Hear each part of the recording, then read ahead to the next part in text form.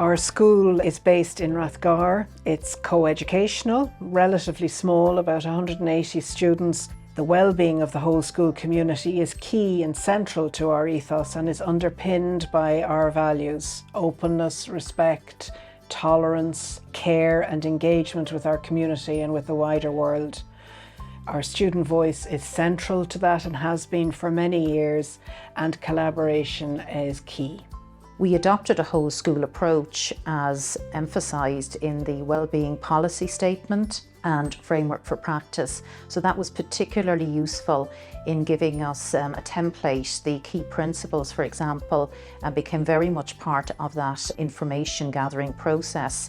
The fact that it's a partnership, a collaboration, a whole school approach of all teachers, all students, all classes, alongside their parents, became the essence really of collecting our information.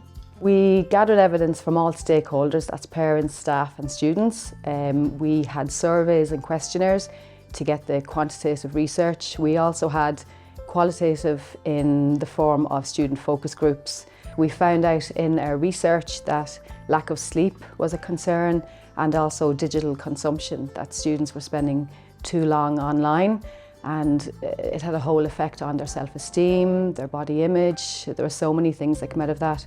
So what we've done with Disconnect to Reconnect is really talk to students and our whole school community about how we can have more meaningful face-to-face interactions. So to look at maybe our daily habits, to promote healthy habits, to maybe cut down on screen time, to try to be more physically active, to try and do more things with people so you feel connected to them. Last September we got phone away boxes which go in the front of the students' lockers, and they put their phone in there at the beginning of the school day until the end, and it's visible to see that the phone is there.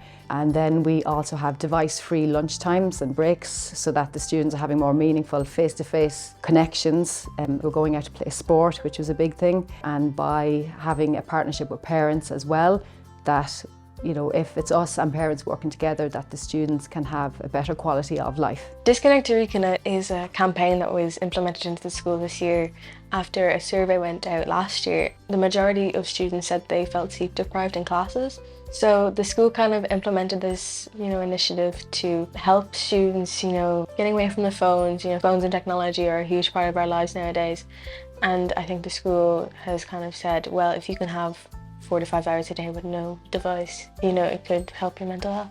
We have recently done a new survey, and so far the results have everything has changed, and a lot of the students previously they weren't getting enough sleep, whereas now they're getting much more sleep and they're paying more attention to their sleep and their mental health. I think the SSE process has been incredibly beneficial.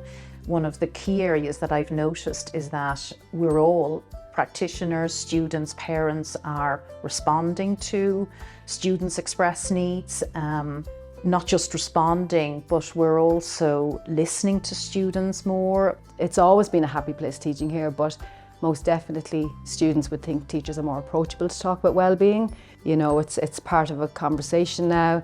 It's not just for SPHE, it's not just for that time, that across all subjects it's mentioned.